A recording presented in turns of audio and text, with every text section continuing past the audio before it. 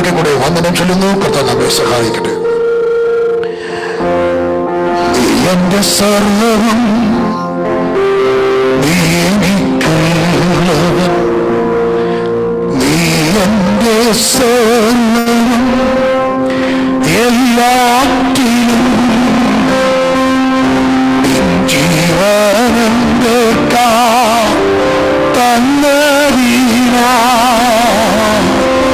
നീ എന്റെ സർവ്വവും, എല്ലാറ്റിലും നീ എന്റെ സർവ്വവും, നീ എനിക്കുള്ളവൻ, നീ എന്റെ സർവ്വവും, എല്ലാറ്റിലും നിൻ ജീവനെന്റെ തന്നരീനാ, നീ എന്റെ സർവ്വവും, എല്ലാറ്റിലും തേനിലും മധുരമാ, തേനിലും മധുരമാ യേശു ക്രിസ്തു മാധുര്യമാ, രുചിച്ചു നോക്കിയാൽ കർത്തൻ കൃപകളെ, യേശു ക്രിസ്തു മാധുര്യമാ, രുചിച്ചു നോക്കിയാൽ കർത്തൻ കൃപകളെ, യേശു ക്രിസ്തു മാധുര്യമാ.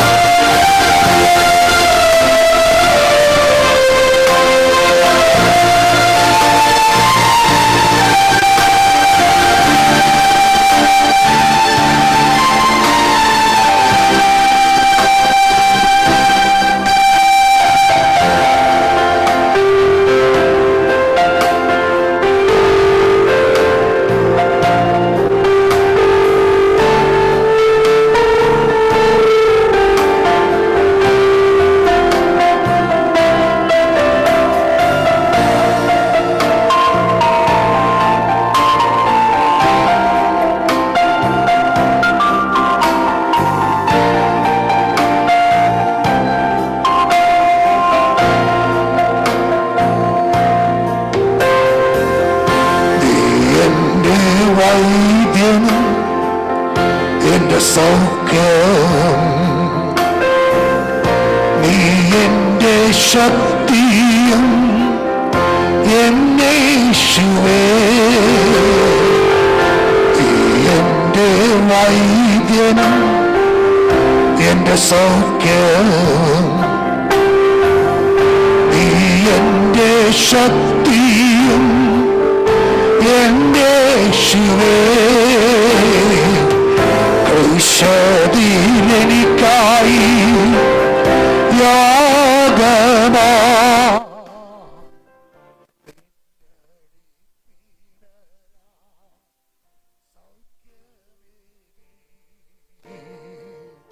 തേനിലും മധുരമാ, തേനിലും മധുരമാ യേശു ക്രിസ്തു മാധുര്യമാ, രുചിച്ചു നോക്കിയാൽ കർത്തൻ കൃപകളെ, യേശു ക്രിസ്തു മാധുര്യം, രുചിച്ചു നോക്കിയാൽ കർത്തൻ കൃപകൾ, യേശു ക്രിസ്തു മാധുര്യമാ. Like honey in the road,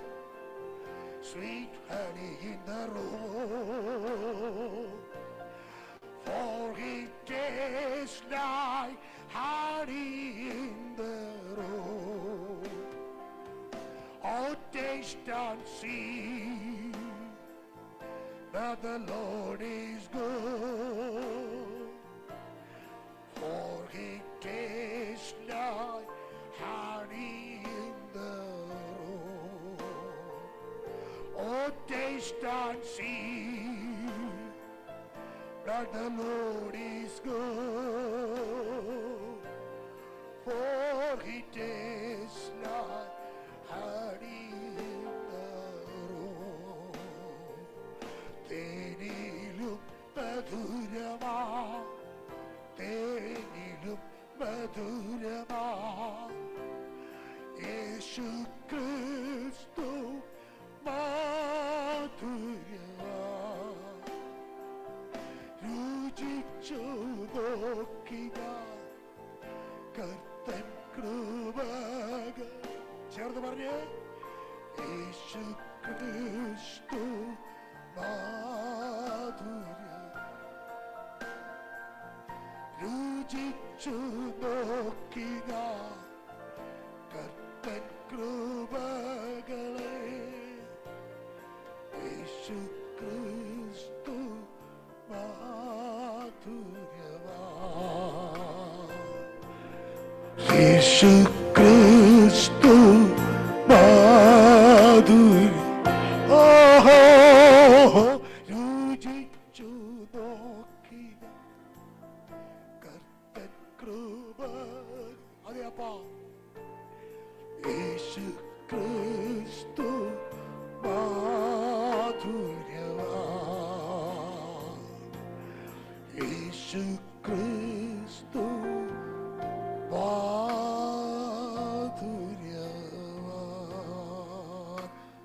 അനുഭവിക്കുന്ന ദൈവമക്കളെ കാര്യപൂർത്തി ഒരുക്കി കർത്താവിന് മഹത്വം അർപ്പിക്കട്ടെ. 24 സങ്കീർത്തനം, Psalm 74, അതിന് 3-ാമത്തെ വാക്യം, നിത്യശൂന്യങ്ങളിലേക്ക് നിന്റെ കാലടി വെക്കണമേ, ശത്രു വിശുദ്ധ മന്ദിരത്തിൽ സകലവും നശിപ്പിച്ചിരിക്കുന്നു. കഴിഞ്ഞ ദീർഘയാഴ്ചകളായി നിത്യശൂന്യതയിൽ വെക്കുന്ന ദൈവിക കാൽപാദം എന്ന വിഷയത്തെ ആസ്പദീകരിച്ച് തുടർമാനമായി നാം ഈ സന്ദേശം ശ്രമിക്കുകയാണ്. ശൂന്യത വരാനുള്ള കാരണം, അതിന്റെ പരിഹാരം, ഇത് നാം ചിന്തിക്കുകയുണ്ടായി. ദൈവത്തിന് എക്കാലങ്ങളിലും മനുഷ്യനോ സാഹചര്യങ്ങളോ സംവിധാനങ്ങളോ ശൂന്യതയിലായിരിക്കാൻ ആഗ്രഹമില്ല.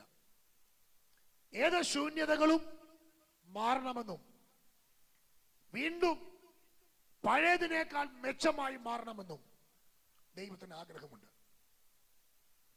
ഉൽപ്പത്തി പുസ്തകം 1-ാം അധ്യായത്തെ ആസ്പദമാക്കി നാം ആ ഭാഗം പഠിക്കുകയും ചിന്തിക്കുകയും ചെയ്തു. ആദിയിൽ ആകാശം ഭൂമി സൃഷ്ടിക്കപ്പെട്ടത്, പാഴായി പോയത്, ശൂന്യമായി പോയത്, ദൈവം ഇറങ്ങി വന്ന് നല്ലതെന്ന് പറയത്തക്ക വിധത്തിൽ അതിനെ ചേഞ്ച് ആക്കി. നമ്മൾ ദീർഘമായി പഠിച്ചതാണ്. കഴിഞ്ഞ ആഴ്ചയിൽ നാം ചിന്തിച്ചു തുടങ്ങിയത് നെഹമ്യാവിന്റെ പുസ്തകത്തിലേക്കാണ്. അവിടേക്ക് നാം വരികയാണ്. നെഹമ്യാവിന്റെ പുസ്തകമാണ് നാം പഠിച്ചു തുടങ്ങിയത്. ചില ചിന്ത കൂടെ പറഞ്ഞ് മറ്റു ചില കാര്യങ്ങൾ വേഗത്തിൽ ഓർപ്പിക്കാം. രാജധാനിയിൽ പാനപാത്രവാഹകനായി മാന്യമായ നിലവാരത്തിൽ ജീവിക്കുന്ന നെഹമ്യാവ്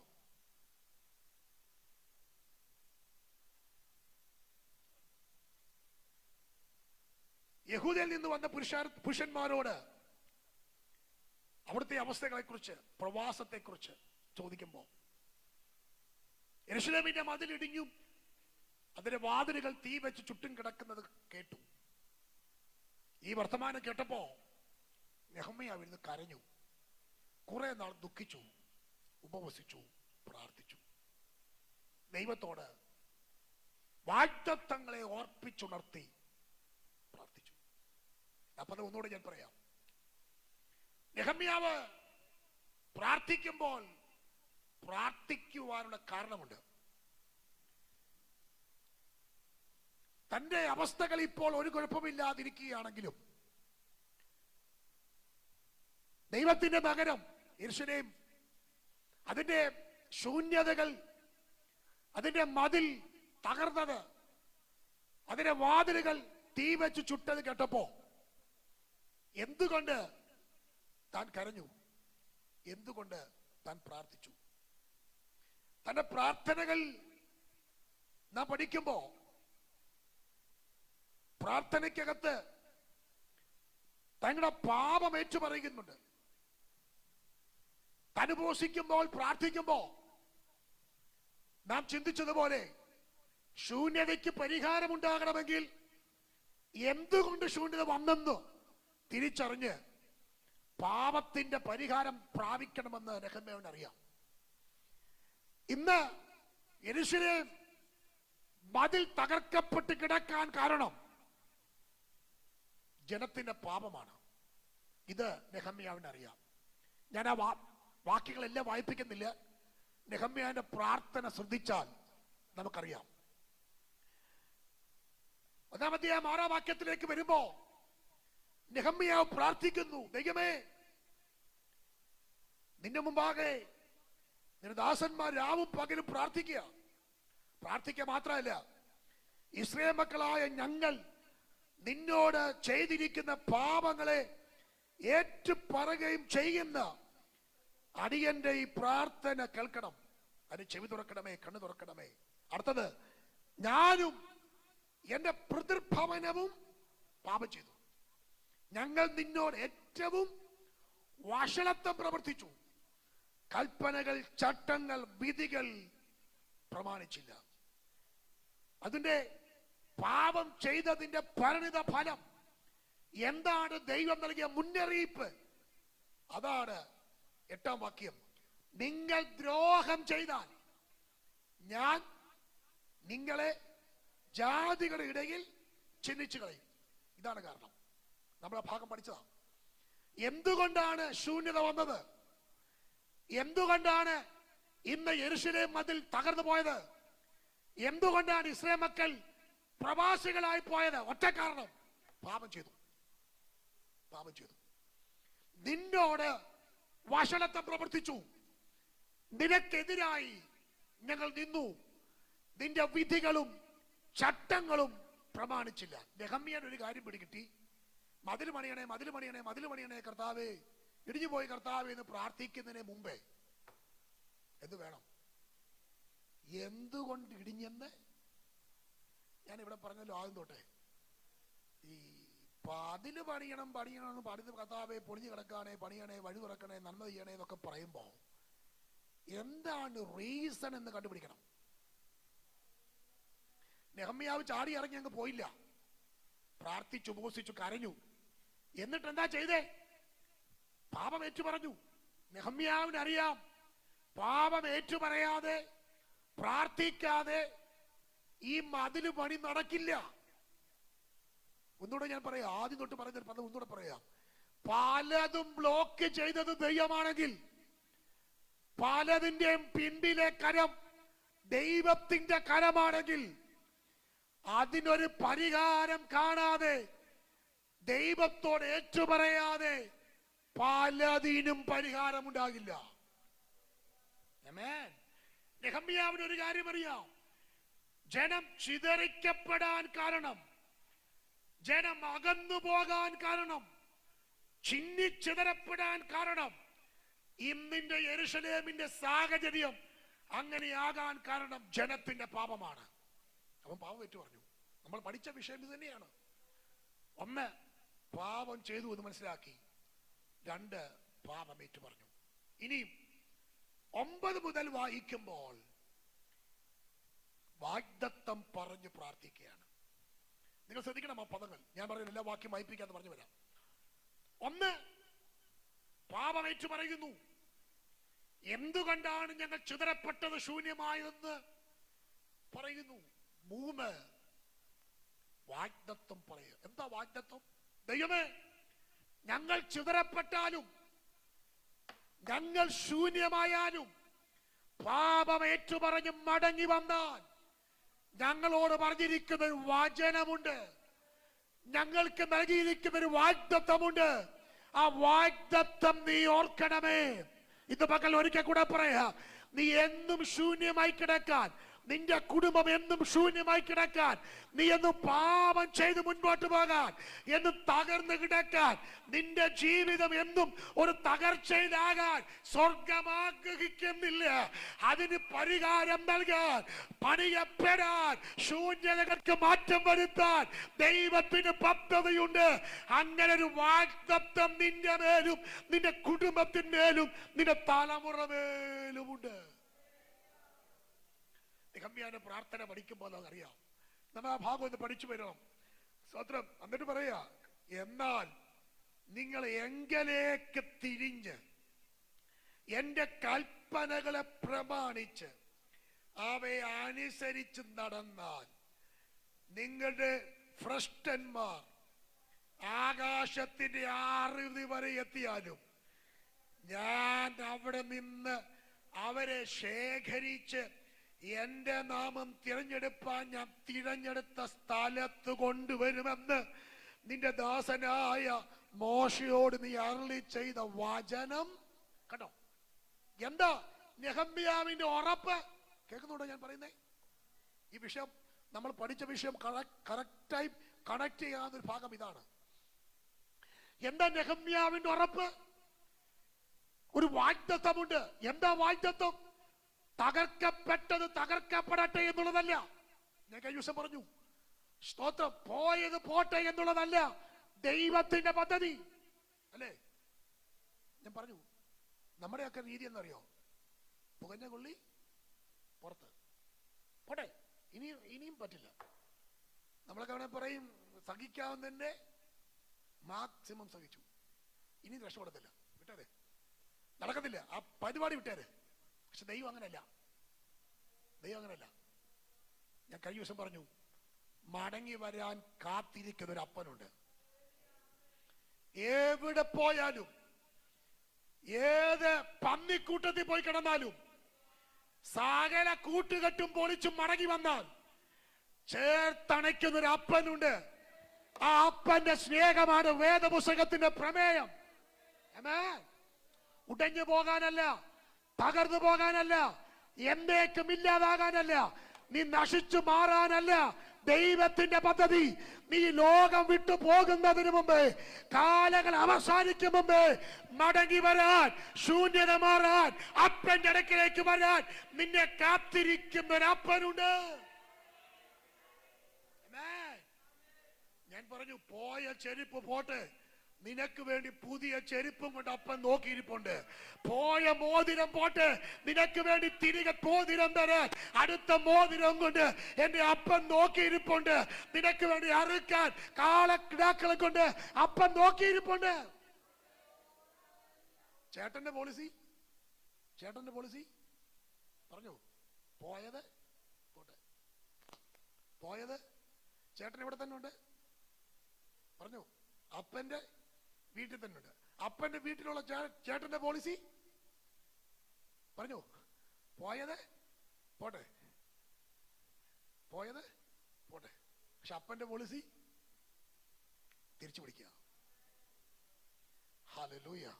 ഒന്നുകൂടെ പറയാം, ഇനിയും തരാൻ ചെരുപ്പുണ്ട്, ഇനിയും തരാൻ വസ്ത്രമുണ്ട്, ഇനിയും തരാൻ മോതിരമുണ്ട്. ഹല്ലേലൂയ. അപ്പന്റെ സ്നേഹം അതാണ്. ഉടഞ്ഞു പോകുന്നതിനെ തിരിച്ചു പിടിക്കുന്നതാണ് അപ്പൻ. ഏതൊരു കാര്യം നമ്മൾ ശ്രദ്ധിച്ചാലും വചനത്തിൽ നാം മനസ്സിലാക്കേണ്ട കാര്യമുണ്ട്. ദൈവത്തിന്റെ പദ്ധതി റീസ്റ്റോറാണ്, പുനഃസ്ഥാപനമാണ്. ദൈവത്തിന്റെ പദ്ധതി പുനഃസ്ഥാപനമാണ്. നിങ്ങൾ നോക്കിക്കോ, പുതിയതൊന്ന് ചെയ്യുന്നതിനേക്കാൾ ദൈവത്തിന്റെ പദ്ധതി പുനഃസ്ഥാപനമാണ്. നമ്മൾ പഠിച്ചൊരു ഭാഗമാണ്. ആകാശം ഭൂമി പാഴായി, ദൈവത്തിന് വേണമെങ്കിൽ അത് മാറട്ടെ. പുതിയ ആകാശം പുതിയ ഭൂമി എന്ത് ചെയ്യാം? ദൈവത്തിന് വേണമെങ്കിൽ സൃഷ്ടിക്കാം, അല്ലേ? പക്ഷെ നിങ്ങൾ നോക്കിക്കേ, ദൈവത്തിന്റെ പദ്ധതി എന്താ? പഴയതിനെ ദൈവത്തിന്റെ സ്നേഹത്തിന്റെ ആദരവ് കേട്ടോ. അയ്യോ, അങ്ങനെ അല്ലായെങ്കിൽ നമ്മൾ എന്നെ ഉടഞ്ഞേനെ, ഇല്ലാണെങ്കിൽ എന്നെ നമ്മൾ ഉടഞ്ഞേനെ. എത്രയോ പ്രാവശ്യം എത്രയോ പ്രാവശ്യം അപ്പന്റെ സ്നേഹം വിട്ട് നമ്മൾ പോയത്. പക്ഷേ നമ്മെ സ്നേഹിച്ച് നമുക്ക് വേണ്ടി പ്രാണനെ കൊടുത്തവൻ കാത്തിരുന്നു. വീണ്ടും വീണ്ടും നമ്മോട് ക്ഷമിച്ച് വീണ്ടും നമ്മെ പുനഃസ്ഥാപിച്ചത്. അതൊരു വാഗ്ദത്തമാണ്. ഞാൻ മടങ്ങി വരാം ഈ ഭാഗത്തേക്ക്. അപ്പോ നെഹമ്യാവിന്റെ പ്രാർത്ഥന പഠിക്കണം. നെഹമ്യാവ് പറയുന്നു, ഞങ്ങൾ പാപം ചെയ്തു, ഞങ്ങൾ തെറ്റിപ്പോയി, ഞങ്ങൾ ക്ഷമിക്കണം. ഞങ്ങൾ ഇന്ന് ചിതറപ്പെടാൻ കാരണം ഞങ്ങളാണ്. ഞങ്ങൾ നിമിത്തമാണ് ഞങ്ങളിത്. ശരിക്കും പറഞ്ഞ ആ ഒരു തിരിച്ചറിവാണ് ഏറ്റവും പ്രധാനം. ഈ ഏദൻ തോട്ടത്തിൽ വെച്ച് തുടങ്ങിയ സംഭവം എന്നറിയോ? മറ്റുള്ളവരെ അത് മനുഷ്യ സഹജ. എന്റെ തെറ്റെന്ന് ആരെങ്കിലും പറയുമോ? ഞാൻ ചോദിക്കട്ടെ, ആദാമിനോട് കർത്താവ് ചോദിച്ച ചോദ്യമുണ്ട്, ദൈവം ചോദിച്ച ചോദ്യമുണ്ട്, തിന്നരുതെന്ന് ഞാൻ നിന്നോട് പറഞ്ഞത് നീ തിന്നു, യേശു അപ്പ തിന്നു പോയപ്പ എന്ന് പറഞ്ഞ പോലെ ഞാൻ ചിന്തിക്കാറുണ്ട്, എന്തോ പറ്റി, അബദ്ധം പറ്റിപ്പോയി, സോറി അച്ഛാ, തെറ്റിപ്പോയി എന്ന് പറഞ്ഞിരുന്നെങ്കിൽ പോട്ട് മോനെ എന്ന് പറഞ്ഞല്ലേ. എന്താ പറഞ്ഞേ? ആദാം പറഞ്ഞ എന്തുവാ? നീ എനിക്ക് കൂട്ടായി തന്ന ഈ ഒറ്റ ഒരുത്തിയാണ് ഈ കാരണം. കണ്ടോ, ഇവളാണ് എനിക്ക്. കണ്ടോ, അവിടെ പദമുണ്ട്, നീ എനിക്ക്. ഞാൻ ഈ ഒറ്റയ്ക്ക് സുഖമായിട്ട് ജീവിക്കായിരുന്നു, ഒരു കുഴപ്പമില്ലാതെ ഈ തോട്ടത്തിലൊക്കെ തിന്ന് സൂക്ഷിച്ച് ജീവിച്ചാല്. നീ ആ സമയത്ത് എനിക്ക് എന്ത് ചെയ്താ? അപ്പൊ കുറ്റക്കാരനാരായി? കേട്ടോ, ആ പദം വായിച്ച, നീ എനിക്ക്. ഇവൾ ഒറ്റയൊരുത്തിയ, ഇവൾ അത് പറഞ്ഞോണ്ടാ, ഇവൾ കൂടെ തന്നോണ്ടാ. വേറെ ആര് തന്നിരുന്നെങ്കിലും അവിടെ തരാൻ കാരണം നീ തന്നിട്ടല്ലേ. കണ്ടോ, നമ്മുടെ കുഴപ്പതാ. ഒന്ന് നേരെ തിരിച്ച് ഹവ്വാട് ചോദിച്ചു, എടേ നീയാണോ? പിന്നെ ഹവ്വ എന്ത് പറഞ്ഞേ? അയ്യോ എന്താ ചെയ്യാനാ യേശുവേ, ദൈവമേ, അപ്പ പാമ്പ് ഇങ്ങനൊക്കെ പറഞ്ഞപ്പോ ഞാൻ അങ്ങ് പറ്റിപ്പോയി, അച്ചാനും ഞാൻ കൊടുത്തു, ഞാൻ അച്ചാനും കൊടുത്തു എന്ന് പറഞ്ഞോ? സമ്മതിച്ചില്ല. പണ്ട് പറഞ്ഞറിയോ, പാമ്പ് എന്നെ. കണ്ടോ, ഇതാ കുഴപ്പം. നമ്മൾ നേരെ വിരൽ ചൂടുന്നത് മറ്റാന്നോട്ടാ. നമ്മൾ പറയും അവരുള്ളതുകൊണ്ടാ, ഇവരാ, അവര് കാരണം. ഇതാ നമ്മൾ പറയുന്നത്. പക്ഷെ ഞാനാണ് തെറ്റ് ചെയ്തതെന്ന് സമ്മതിക്കുക. Praise the Lord. നമ്മുടെ ശൂന്യതയ്ക്ക് പലതും ഞാൻ കഴിഞ്ഞ ദിവസം പറഞ്ഞു തോന്നുന്നു. നമ്മൾ അയൽത്തുകാരെയും അവർ കൂടോത്രം ചെയ്തതാണ്. അവർ തോട്ടം കണ്ടിരിക്കുക, തോട്ടം കാണുമ്പോഴേ അറിയാം അല്ലേ. പിന്നെ പച്ചമുളയൊക്കെ പിടിപ്പിച്ചേക്കുക, മുളയൊക്കെ മനസ്സിലായതൊക്കെ ഉണ്ട്. ആ നോട്ടം ഇങ്ങോട്ട് വിടില്ല വരും. എന്തുവാ നോട്ടം ഇങ്ങോട്ട്? ഏത് നോട്ടം ഉണ്ടെങ്കിലും കർത്താവ് കൂടെ ഉണ്ടെങ്കിൽ ഒരു കുഴപ്പമുണ്ടാകത്തില്ല. മനസ്സിലായവർക്ക് ആ സ്തോത്രം. മനസ്സിലായില്ല പിന്നെ ചോദിച്ചാൽ അത് പറഞ്ഞേക്കാം. ശൂന്യതയ്ക്ക് കാരണം അയൽത്തുകാരല്ല, ശൂന്യതയ്ക്ക് കാരണം ആരെങ്കിലും വെച്ച കൂടോത്രമല്ല. ആരെങ്കിലും രണ്ട് തെറ്റിപ്പൂ, ഒരു ചെമ്പരത്തിപ്പൂ കൊണ്ട് മുമ്പിട്ട് അത് ഒന്നുമല്ല. യേശുവിന് അത് പോന്ന് പറഞ്ഞാൽ പോകുന്നത്. സ്തോത്രം ഇല്ല ഇവിടെ. മനസ്സിലായില്ലേ? അതൊക്കെ യേശുവിന്റെ നാമത്തിൽ പോകാന്ന് പറഞ്ഞാൽ പോയിരിക്കും. എത്രയോ അനുഭവങ്ങളുണ്ട്. നിങ്ങളൊക്കെ അനുഭവിച്ചതിനെക്കാട്ട് കൂടുതൽ ഞങ്ങളുടെ കുടുംബം അനുഭവിച്ചിട്ടുണ്ട്. അതൊക്കെ ഇഷ്ടം പോലെ. കർത്താവിന്റെ കൃപയെ ഞങ്ങൾ ഇന്നും അവിടെ ഉണ്ട്, ചെയ്തവരൊക്കെ പോയിട്ടുമുണ്ട്. ഞാനൊരു കാര്യം പറയാം, പക്ഷേ നമ്മളായി ചെയ്തത്, നമ്മൾ നിമിത്തമുണ്ടായ ശൂന്യത മാറാൻ നമ്മൾ ദൈവത്തോടേറ്റ് പറയണം. നിങ്ങൾ നോക്കിയേ, നെഹമ്യാവ് പറഞ്ഞ പദം കൂടെ ഒന്ന് ശ്രദ്ധിക്കണം. ഞാൻ പാപം ചെയ്തു, ഞങ്ങൾ പാപം ചെയ്തു. കർത്താവേ, ഞാൻ എന്തായാലും അതിനകത്ത് രക്ഷപ്പെട്ടത് കൊണ്ട് കാര്യമായി. ഞാൻ ഉള്ളത് ഇച്ചിരി നീതിമാൻ ഞാനേ ഉള്ളായിരുന്നു, അതിനകത്ത് ഇച്ചിരി പാടുകയോ പ്രാർത്ഥിക്കുകയോ ഒക്കെ ചെയ്യുന്നത് ഞാനേ ഉള്ളായിരുന്നു. അതുകൊണ്ട് കർത്താവ് എനിക്ക് വേണ്ടി വഴി തുറന്നു. ആ കൂട്ടത്തിൽ നിന്ന് എന്നെ ദൈവം അങ്ങ് പറഞ്ഞു രക്ഷിച്ചു. മാന്യമായ ജോലിയും മാന്യമായ അക്കോമഡേഷനും മാന്യമായ ക്രമീകരണങ്ങളും കർത്താവ് എനിക്ക് വേണ്ടി ഒരുക്കി. എന്തോ ചെയ്യാൻ, അവരെല്ലാം ഇങ്ങനെ ആയിപ്പോയി. ഇന്ന് അവരനുഭവിക്കുന്ന മൊത്തം അവരുടെ കുഴപ്പമാണ്. കർത്താവെ അവരോടങ്ങ് ക്ഷമിക്കണേ എന്നാണ് നെഹമ്യാവ് പ്രാർത്ഥിച്ചത്. സിമ്പിളായിട്ട് പറയുന്നത് മനസ്സിലാകുന്നുണ്ടോ? നമ്മൾ ചിന്തിക്കുന്നത് നെഹമ്യാവിന് നല്ല ജോലിയും ശമ്പളവും ഒക്കെ കിട്ടിയതുകൊണ്ട് പുള്ളി ഓക്കെ ആണെന്നും, ഇടിഞ്ഞു കിടക്കുന്ന അതിനകത്ത് പ്രവാസത്തിലാണ് കിടക്കുന്നവര് പാപികളാണെന്നോ. നിങ്ങൾ നോക്കിയ നെഹമ്യാവ് എന്താ ചെയ്തേ? നെഹമ്യാവിന്റെ പ്രാർത്ഥന ഞാൻ പറഞ്ഞേ, ഞാൻ പാപം ചെയ്തു, ഞങ്ങൾ പാപം ചെയ്തു, അവരുടെ കുഴപ്പം കൊണ്ട് അവർക്കത് സംഭവിച്ചു. നമ്മളെല്ലാം പറഞ്ഞു അവർക്ക് എന്തോ കുഴപ്പമുണ്ട് അതുകൊണ്ട് അവർ സംഭവിച്ചതല്ല. നെഹമ്യാവിനറിയാം, ഞാൻ ഉൾപ്പെടെ പാപം ചെയ്തു, ഞാൻ ഉൾപ്പെടെ തെറ്റ് ചെയ്തു. ശൂന്യത മാറാൻ പാപം ഏറ്റു പറയണം. നമ്മൾ ആ ഭാഗം പഠിച്ചതാ. നിങ്ങൾ നോക്കിയേ, അടുത്ത ഭാഗം ഞാൻ വേഗം പറയാം.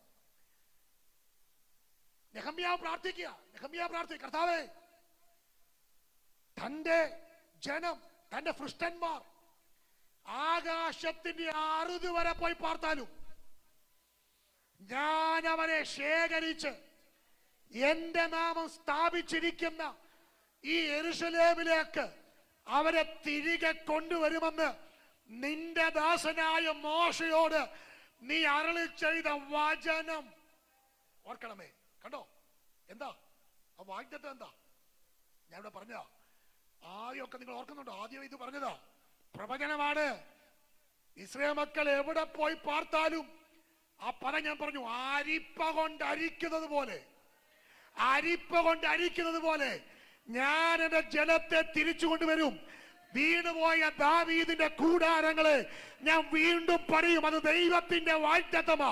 നെഹമ്യാവ് പ്രാർത്ഥിക്കുക, ദൈവമേ, ശരിയാ ശൂന്യതയായി പോയി, ശരിയാ തകർന്നു പോയി, പക്ഷെ ഈ തകർച്ചയുടെ മധ്യത്തിലും നിനക്കൊരു വാഗ്ദത്തം എനിക്ക് തന്നതുണ്ട്. ഇന്ന് പകൽ കേൾക്കണേ ദൈവമക്കളെ.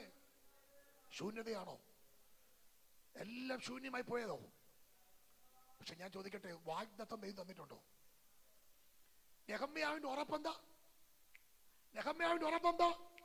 ഒരു വാഗ്ദത്തം. ഇന്ന് പകൽ പറഞ്ഞേ, ഒരു വാഗ്ദത്തമുണ്ട്. നിങ്ങൾ നോക്ക്, നെഹമ്യാവ് പ്രാർത്ഥിക്കുക, ദൈവമേ, എന്താ എന്റെ ഉറപ്പ്? നിന്റെ ദാസനായ മോശയോട് നീ പറഞ്ഞൊരു വചനമുണ്ട്. എന്താ? എവിടെ ഇവർ പോയി പാർത്താലും, ആ പദം കണ്ടോ, ഭൂമിയുടെ ആഴത്തിൽ പോയി പാർത്താലും ഞാൻ അവരെ എന്ത് ചെയ്യും? തിരിച്ച്. അപ്പൊ നിങ്ങൾ നോക്കിയേ, വാഗ്ദത്തം കിടക്കുന്നു, തിരിച്ചു കൊണ്ടുവരും. പക്ഷെ യെരൂശലേമിൽ ഇന്നത്തെ കണ്ടീഷൻ ശൂന്യതയാണ്. ഇവിടുണ്ടോ? കേൾക്കുന്നുണ്ടോ? ഇപ്പോഴത്തെ സിറ്റുവേഷൻ എന്താ? ശൂന്യതയാ. ഇപ്പോഴത്തെ സിറ്റുവേഷൻ എന്തുവാ? ശൂന്യതയാ.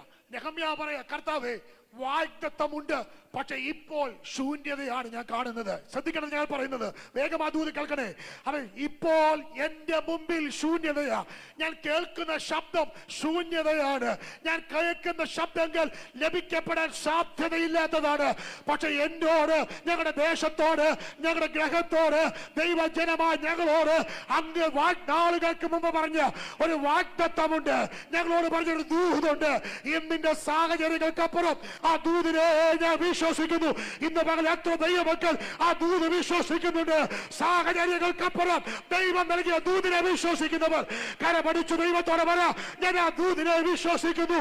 ഞങ്ങൾ കേൾക്കുന്നത്, ഞങ്ങൾ കാണുന്നത് മതിലിടിഞ്ഞതാണ്, വാതിലുകൾ തീ വെച്ച് ചുട്ടുകിടക്കുന്നതാണ്. പക്ഷെ അതിനപ്പുറം ഇന്നത്തെ ശൂന്യത മാറ്റാൻ ദൈവത്തിന്റെ വാഗ്ദത്തം ഞങ്ങളുടെ മുന്നിലുണ്ട്. ഞാനത് വിശ്വസിക്കുന്നു. എത്ര ദൈവമക്കൾ ആ ദൂതിനെ വിശ്വസിക്കുന്നുണ്ട്?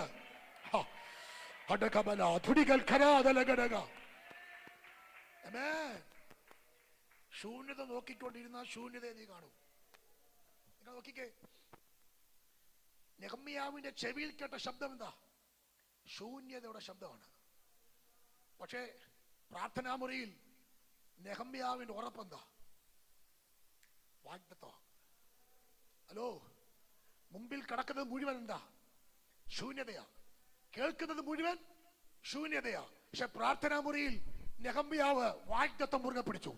ഇന്ന് പകൽ ഈ ദൂതിയെ ഒരിക്കൽ കൂടെ പറയാ, നിന്റെ മുമ്പിൽ സകലതും ശൂന്യമാണെങ്കിലും, എല്ലാം ശൂന്യമായി കിടക്കുകയാണെങ്കിലും, സാധ്യതകൾ മുഴുവൻ അസ്തമിച്ചാലും ദൈവം പറഞ്ഞൊരു വാഗ്ദത്തം ഉണ്ടെങ്കിൽ നീ അതിൽ കയറി പിടിച്ചോ.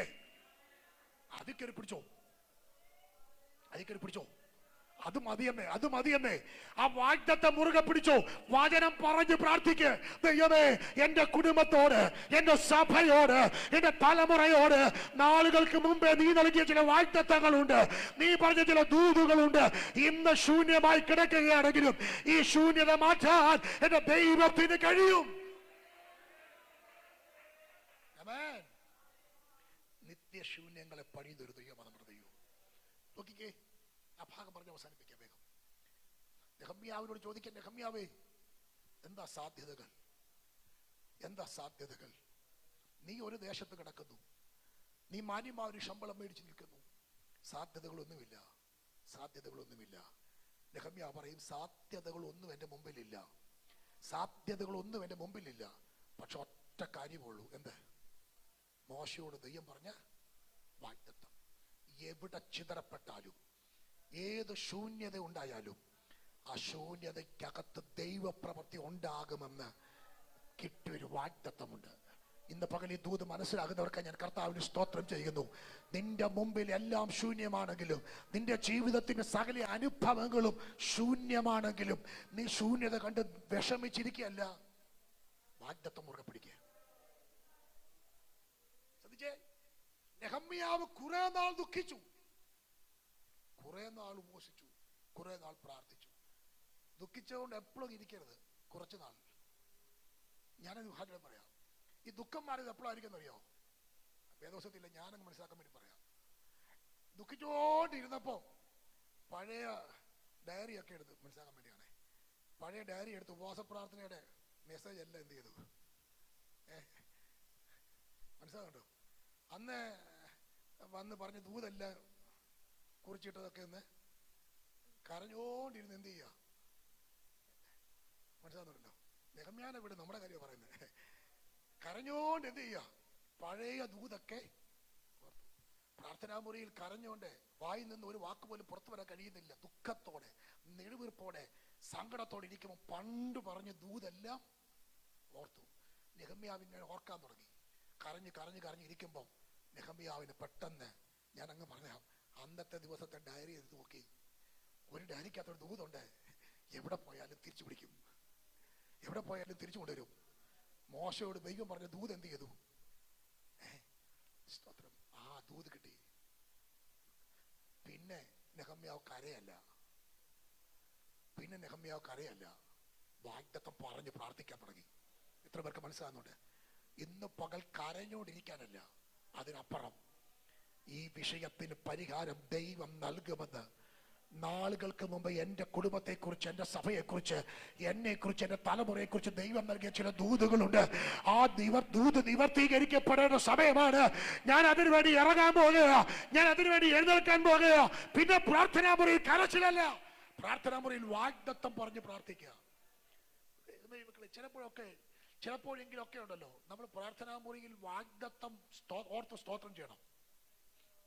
അതുകൊണ്ടാണ് യെശയ്യാവിൽ വായിക്കുന്നത്, യഹോവയെ ഓർപ്പിക്കുന്നവരെ നിങ്ങൾ സ്വസ്ഥമായിരിക്കരുത്. അതിന്റെ അർത്ഥം ദൈവത്തിന് മറവിയുണ്ടോ? അങ്ങനെ ചിന്തിക്കരുത്. പക്ഷെ അവിടെ പറയുന്നത്, യഹോവയെ ഓർപ്പിക്കുന്നവരെ നിങ്ങൾ, നമ്മളൊന്ന് ഓർക്കണം, നമ്മൾ ഓർക്കണം. നമ്മളോട് പറഞ്ഞ വാഗ്ദത്തത്തെ കുറിച്ച് നമ്മൾ എന്ത് ചെയ്യണം? ഒന്ന് ഓർക്കണം. അപ്പൊ നെഹമ്യാവ് പറഞ്ഞത്, കർത്താവേ നീ പറഞ്ഞ് മോശയോട് പറഞ്ഞ വചനം, അപ്പൊ അതങ്ങനെ ഓർക്കണമേ. എന്താ ഓർക്കണമേ? ദൈവം മറന്നുപോയതാണോ? പക്ഷെ ദൈവം നോക്കിയിരിക്കുകയായിരുന്നു, ഒരാളെങ്കിലും ആ വാഗ്ദത്തം. നിങ്ങൾ നോക്കിക്കേ, യഹൂദ എന്ന് പറഞ്ഞ സകല പുരുഷന്മാരും പറയുന്നത് എന്തുവാ? സകല പുരുഷന്മാരും പറഞ്ഞ എന്തുവാ? യെരൂശലേമിന്റെ വാതിൽ ഇടിഞ്ഞു, മതിൽ ഇടിഞ്ഞു, വാതിലുകൾ തീ വെച്ച്. ഞാൻ ചോദിക്കും, അതിൽ ഒരാളെങ്കിലും പറഞ്ഞോ? ഇതെല്ലാം ആണെങ്കിൽ അച്ഛാ, നമ്മളോട് മോശയോട് പറഞ്ഞൊരു വാഗ്ദത്തം കിടപ്പുണ്ട് അച്ഛാ, ഞങ്ങൾ അതില്ല പ്രതീക്ഷിക്കുന്നത് പറഞ്ഞോ? ഈ എല്ലാവരും നെഗറ്റീവ് പറയാൻ എളുപ്പമാണ്, മിടുക്കാം. നമ്മളെല്ലാം എന്താണെന്നറിയോ? സാഹചര്യം പറയാൻ മിടുക്കരാ, അല്ലേ? കേട്ടോ ഞാൻ പറഞ്ഞു? ഈ വന്നവരെല്ലാം എന്താ പറഞ്ഞു? വന്നവരെല്ലാം പറഞ്ഞു എന്തുവാ? ഇന്നത്തെ അന്നത്തെ കാലത്ത് മൊബൈൽ ഉണ്ടായിരുന്നെങ്കിൽ എല്ലാ വ്യൂവും, സകല സ്ഥലവും എന്ത് ചെയ്തേനെ? ഫോട്ടോ എടുത്തത് കാണിച്ചത്. അച്ഛാ ഇത് കണ്ടോ, നമ്മുടെ അച്ഛൻ്റെ അപ്പുറത്തെ വീടിന്റെയാ, ഇത് ഇപ്പുറത്തെയാ, കണ്ടോ ഈ മതിൽ കണ്ടോ അച്ഛാ, ഇതെല്ലാം കണ്ടു. ഇത് കാണിക്കാൻ ആരുണ്ട്? മൊബൈലിനകത്ത് കിടപ്പുണ്ട്. ഞാൻ പറയാൻ മനസ്സിലാകുന്നുണ്ടോ? സകല ഡീറ്റെയിൽസും പറഞ്ഞു കൊടുക്കാൻ ആളുണ്ട്. ഏതാ ഇടിഞ്ഞു കിടക്കുന്നത് പറയാൻ? കേട്ടോ, ഇടിഞ്ഞു കിടക്കുന്നത് ഷെയർ ചെയ്യാൻ, തീ വെച്ച് ചുട്ടി കിടക്കുന്നത് ഷെയർ ചെയ്യാൻ ആളുണ്ട്. ലൈക്ക് അടിക്കാനും ആളുണ്ട്. അതിനിപ്പുറം പറഞ്ഞ വാഗ്ദത്തം ഓർക്കാൻ ആളില്ല. ഞാൻ പറയുന്നത് മനസ്സിലാകുന്നുണ്ടോ? നെഗറ്റീവ്സ് പറയാൻ ഒത്തിരി പേരുണ്ട്. അത് ഇടിഞ്ഞു, അവിടെ ഇടിഞ്ഞു, അവിടെ ഇടിഞ്ഞു, അവരുടെ വീട് ഇടിഞ്ഞു, അവർ തകർന്നു, തണ്ടില്ലയോ, അവിടെ പോയത് കണ്ടില്ല, ഇത് കണ്ടില്ല, ഇതെല്ലാം പറയാൻ ആളുണ്ട്. പക്ഷേ തൊട്ട് താഴെ ഞാൻ പറഞ്ഞല്ലോ, ഈ ഭാഗം പറഞ്ഞു നിർത്തും. ഞാൻ കഴിഞ്ഞ ആഴ്ച പറഞ്ഞത് പറഞ്ഞു, ഒരു നെഹമ്യാവിനെ വേണം കർത്താവിന്. ഞാനതാ ഇന്ന് രാത്രി ഇന്ന് പകൽ ആ ദൂത് കൊണ്ട് നിർത്താൻ വേണ്ടിയാ. കുറ്റം പറയാൻ ഒത്തിരി പുരുഷന്മാരുണ്ട്, കണ്ടത് പറയാൻ ഒത്തിരി പേരുണ്ട്. കണ്ടത് പറയാൻ ഒത്തിരി പേരുണ്ട്. നിങ്ങൾ ആ വാക്ക് വീട്ടിൽ വായിച്ചാൽ മതി. വന്ന പുരുഷന്മാർ മുഴുവൻ പറഞ്ഞൊരു കാര്യം എന്താ? ഇടിഞ്ഞു കിടക്കുന്നതും തീ വെച്ച് ചൂട്ടിടക്കുന്നു. പക്ഷെ ഒരാളെങ്കിലും, ഇവിടെ ഉണ്ടോ നിങ്ങൾ? ഒരാളെങ്കിലും അച്ഛാ ഇതൊക്കെയാണെങ്കിലും ഇടിഞ്ഞു കിടക്കുകയാണെങ്കിലും നമ്മൾ പ്രവാസത്തിലാണെങ്കിലും മോശയോട് പറഞ്ഞൊരു വചനം ഉണ്ടല്ലോ, നമുക്കൊരു വാഗ്ദത്തം ഉണ്ടല്ലോ, നമുക്കൊന്നിച്ച് എന്ത് ചെയ്യാം? പ്രാർത്ഥിക്കാമെന്ന് പറയാൻ. അവിടെയാണ് നെഹമ്യാവിന്റെ പ്രസക്തി. ഞാൻ പറഞ്ഞു നിർത്താം, സമയം പോയതുകൊണ്ട് ബാക്കി അടുത്ത ആഴ്ച എടുക്കാം. ഈ ദൂത് പറയുമ്പോൾ കഴിഞ്ഞ ആഴ്ചയിലും ഈ ആഴ്ചയിലും പരിശുദ്ധാത്മാവിനെ പറഞ്ഞ ദൂത് ഞാൻ പറയുക. എന്നോട് പറഞ്ഞു, കുറ്റം പറയാനും തീ വെച്ചത് കണ്ടത് പറയാനും മതിലിടയെന്ന് പറയാനും ഒത്തിരി പേരുണ്ട്. പക്ഷേ വാഗ്ദത്തം ഓർത്ത് പ്രാർത്ഥിക്കാൻ ഒരു നെഹമ്യാവിനെ എനിക്ക് വേണം. മനസ്സിലാകുന്നവർക്കായി സ്തോത്രം. നീ ഒതുങ്ങിയിരിക്കല്ലേ കേട്ടോ, പ്രാർത്ഥിച്ചു. ഞാൻ പറയാം സ്തോത്രം. ഞാൻ കഴിഞ്ഞ ദിവസങ്ങളിലൊക്കെ ചിലപ്പോഴൊക്കെ ദൈവം രാത്രി തട്ടി ഉണർത്തി പ്രാർത്ഥിക്കുമോ? ഞാൻ തുറന്നു പറയുന്നില്ല. ചിലർക്ക് വേണ്ടി പ്രാർത്ഥിക്കാൻ പ്രത്യേകം നിയോഗം എനിക്ക് കിട്ടി. സ്തോത്രം. ചില വ്യക്തികളെ പേര് പറഞ്ഞ് പ്രാർത്ഥിക്കാൻ നിയോഗം എനിക്ക് കിട്ടി. ആ വ്യക്തികൾക്ക് വേണ്ടി പ്രാർത്ഥിക്കുമ്പോൾ കർത്താവിനോട് പറഞ്ഞതാണ് ഞാൻ പ്രാരംഭത്തിൽ പറഞ്ഞത്, ഉപയോഗിക്കപ്പെടേണ്ട ചിലത് ഒതുക്കപ്പെട്ട് കിടക്കുക. രാത്രി ഞാൻ പ്രാർത്ഥിക്കുമ്പോൾ ദൈവം എന്നെ തട്ടി ഉണർത്തി പ്രാർത്ഥിപ്പിക്കുന്ന ചില സമയങ്ങളും, എല്ലാ ദിവസവും ഒന്നും ഇല്ല കേട്ടോ. ചിലപ്പോഴൊക്കെ അർദ്ധരാത്രി പ്രാർത്ഥിക്കാൻ എഴുന്നേൽക്കുമ്പോ സ്തോത്രം ആമേൻ, ഞാൻ പല വിഷയങ്ങളിൽ പ്രാർത്ഥിക്കാറുണ്ട്. പക്ഷേ ഈ കഴിഞ്ഞ ദിവസം എപ്പോഴാണ് ഓർത്തേക്ക്, ഈ കഴിഞ്ഞ ദിവസങ്ങളിൽ എന്നോ ഒരു ദിവസം പല ദിവസങ്ങളിൽ എഴുന്നേൽക്കുമ്പോ ഒരു രാത്രി പ്രാർത്ഥിക്കുമ്പോൾ കർത്താവിന് ഇങ്ങനെ പറഞ്ഞു, നെഹമ്യാവിനെ പോലെ നിൽക്കേണ്ട പലത് ഒതുങ്ങിക്കിടക്കുകയാണ്. നിങ്ങളിൽ ചിലരുടെ പേരുകൾ എന്നെ മനസ്സിൽ ദൈവം തന്നു. നിങ്ങളുടെ ചിലർ പേര് പറഞ്ഞ് ഞാൻ പ്രാർത്ഥിച്ചു. മറ്റൊന്നിനു വേണ്ടിയല്ല, നിങ്ങൾക്ക് നന്മ കിട്ടാൻ വേണ്ടിയല്ല, നിങ്ങൾക്ക് ഭൗതിക ഉയർച്ച കിട്ടാൻ വേണ്ടിയല്ല, നിങ്ങൾക്ക് സൗഖ്യം കിട്ടാൻ വേണ്ടിയല്ല. കർത്താവിനോട് പറഞ്ഞു, എനിക്ക് നീ സഭയ്ക്കകത്ത് ചില നെഹമ്യാവിനെ വേണം. ഞാനിത് വെറുതെ ദൂത് പറയാനല്ല കേട്ടോ, എനിക്കിത് മറ്റൊന്നിലേക്ക് കൊണ്ടുപോകാൻ അറിയാം. ഈ ദൂത് ദൈവാത്മാവ് മറ്റൊരു ദൂത് വിജയത്തിലേക്ക് വിടാൻ പറ്റുമെന്ന് എനിക്കറിയാം. പക്ഷെ പരിശുദ്ധാത്മാവിനോട് കഴിഞ്ഞ 2 ആഴ്ചകളായി ശക്തമായി പറയുന്നു, പുരുഷന്മാരെ അല്ല ദൈവത്തിന് വേണ്ടത്, വാചനം ഓർക്കുന്ന, വാഗ്ദത്തം ഓർക്കുന്ന, സമർപ്പിക്കുന്ന ചില നെഹമ്യാവന്മാരെ ദൈവത്തിന് വേണം.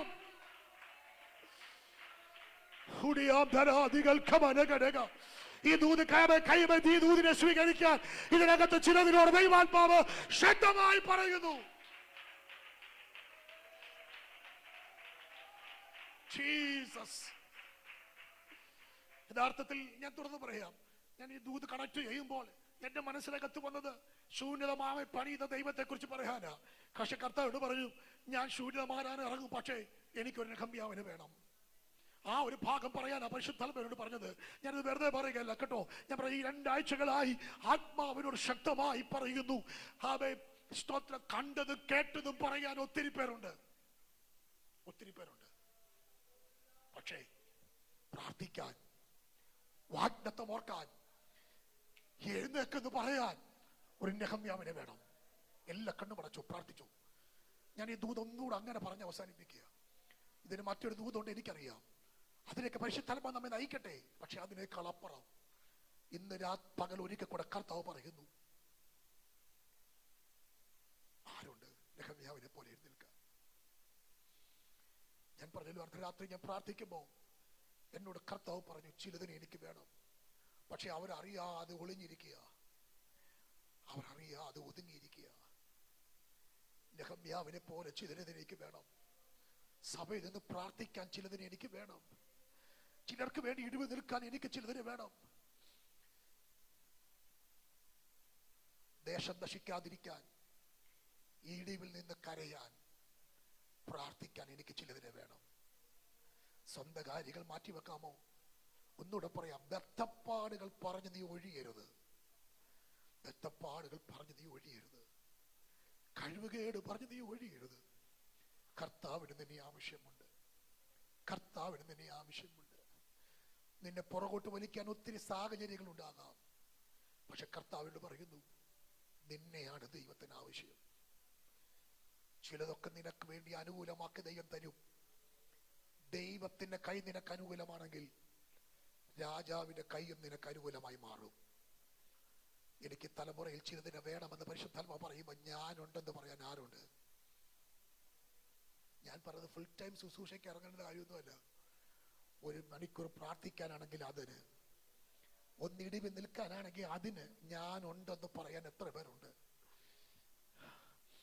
കരയാൻ നെഹമ്യാ ഉണ്ടായിരുന്നു. പക്ഷെ അതിനേക്കാൾ അപ്പുറം കരച്ചില് മാറ്റിവെച്ച് ഇന്നലകളുടെ വാഗ്ദത്തം അവൻ ഓർത്തു. അവൻ പറയുന്നത്, ദൈവം എന്ത് ചെയ്യുന്നു ഓർക്കണമേ. ഇന്ന് പകൽ പറ, കർത്താവേ, എന്റെ കണ്ണുകൊണ്ട് ഞാൻ കണ്ടു, എന്റെ കാതുകൊണ്ട് ഞാൻ കേട്ടു, പക്ഷെ അതിനപ്പുറം, ഇന്നത്തെ ശൂന്യതകൾക്കപ്പുറം പണിയാൻ ദൈവത്തിന് പദ്ധതിയുണ്ട്. ദൈവത്തിനൊരു വാഗ്ദത്തമുണ്ട്.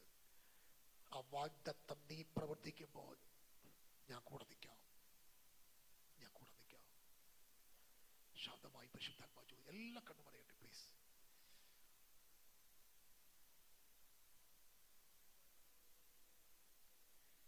സത്യം പറയാം, ആത്മാവിന്റെ രാത്രി പകൽ വളരെ തേങ്ങലോടായി ചോദിക്കുന്നത്. എനിക്കത് ഫീൽ ചെയ്യാൻ പറ്റുന്നുണ്ട്. കുഞ്ഞെ, നീ എൻ്റെ കൂടെ നിൽക്കാവോ? സഹോദര, നീ എൻ്റെ കൂടെ നിൽക്കാവോ? കുഞ്ഞെ, സഹോദരി, എൻ്റെ കൂടെ നിൽക്കാവോ? മാതാവേ, പിതാവേ, എൻ്റെ കൂടെ നിൽക്കാവോ? ദൈവം ചോദിക്കാം, നിൽക്കാവോ എൻ്റെ കൂടെ? എനിക്ക് ശൂന്യങ്ങളെ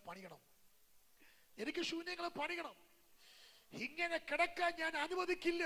എനിക്ക് ആഗ്രഹമില്ല. ഒത്തിരി പേര് കണ്ടോണ്ടിരിക്കുക. പക്ഷെ എൻ്റെ കൂടെ നിൽക്കാവോ?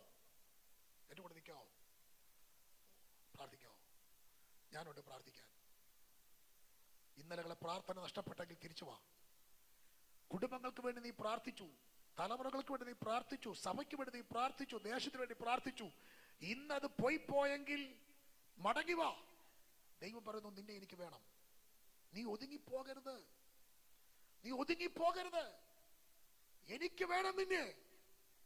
സമർപ്പിക്കാൻ മനസ്സുണ്ടോ? ഒരിക്കൽ കൂടെ ആവർത്തിക്കുന്നു, മരിക്കുന്നതിന് മുമ്പ് കർത്താവിന് ചിലത് ചെയ്യണം. നിന്റെ ശൂന്യത മാറ്റാൻ ദൈവത്തിന് പദ്ധതിയുണ്ട്. മനസ്സുണ്ടെങ്കിൽ അക്കാരം സ്വർഗത്തിലേക്ക് ഉയർത്തി പറ, കർത്താവ്, ഞാനുണ്ട്. ഞാൻ കൈവിട്ടി. എന്നോട് ദൈവം സംസാരിക്കുന്നുണ്ട്. എന്നോട് ദൈവം ഇടപെട്ടുകൊണ്ടിരിക്കുക. ഞാനുണ്ട്. മനസ്സുണ്ടെങ്കിൽ അക്കാരം ഉയർത്തി ദൈവത്തോട് പറ, കർത്താവേ, ഞാൻ ഞങ്ങളുടെ കൂടെ നിൽക്കാം. എല്ലാ കണ്ടും ആരും അങ്ങോട്ടും ഇങ്ങോട്ട് നോക്കരുത്. നിങ്ങൾക്ക് ഹിതം ദൈവത്തോട് തമ്മിൽ സമർപ്പണമുണ്ടെങ്കിൽ ഒരു നിമിഷം പറ, കർത്താവിനോട് പറ, കർത്താവേ, ഞാനുണ്ട്, നിന്റെ കൂടെ നിൽക്കാൻ ഞാനുണ്ടെന്ന് പറയാൻ മനസ്സുണ്ടെങ്കിൽ ആ കരം ഉയർത്തിക്കുക. പരിശുദ്ധ പിതാവേ, ഈ കരം ഉയർത്തി ജനത്തിനായി ഞാൻ പ്രാർത്ഥിക്കുന്നു. നിന്റെ നിയോഗം ഏറ്റെടുത്ത് കർത്താവേ, ഈ പകൽ ഈ ദൂതിനെ സ്വീകരിച്ച് നിന്നോട് കൂടെ നിൽക്കാൻ സാഹചര്യങ്ങൾക്കപ്പുറം വാഗ്ദത്തത്തെ മുറുകെ പിടിക്കാൻ ഒരു കൂട്ടത്തെ നീ ഇതിനകത്ത് എഴുന്നേൽപ്പിക്കുന്നല്ലോ.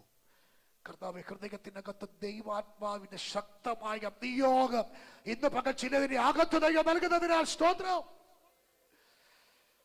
നിത്യശൂന്യങ്ങളെ പണിയുന്ന കർത്താവിന്റെ കരത്തോട് കൂടെ അങ്ങയോട് കൂടെ നിൽക്കാൻ, ചില മതിലുകൾ പണിയാൻ, ചില വാതിലുകൾ പണിയാൻ, ചിലതിനു വേണ്ടി കരയാൻ, ചിലതിനോട് ഇടിവ് നിൽക്കാൻ ഞങ്ങൾ തയ്യാറാകുന്നു. അതിനായി സമർപ്പിക്കുന്നു. ഈ സന്ദേശം കേട്ട ആലയത്തിനകത്ത് മാത്രമല്ല, ലോകത്തിലെ വിവിധ രാജ്യങ്ങളിൽ ഇരുന്നുകൊണ്ട് ഈ സന്ദേശം ശ്രദ്ധിച്ച് നെഹമ്യാവിനെ പോലെ കൂടെ നിൽക്കാൻ തയ്യാറായി നിൽക്കുന്നവർക്കായി പ്രാർത്ഥിക്കുന്നു. ആത്മാവിനെ ബലപ്പെടുത്തും, സഹായിക്കും. യേശു കർത്താവിന്റെ നാമത്തിൽ തന്നെ കരമൂർത്തി കർത്താവിന്റെ മഹത്വം അർപ്പിച്ചാട്ടെ.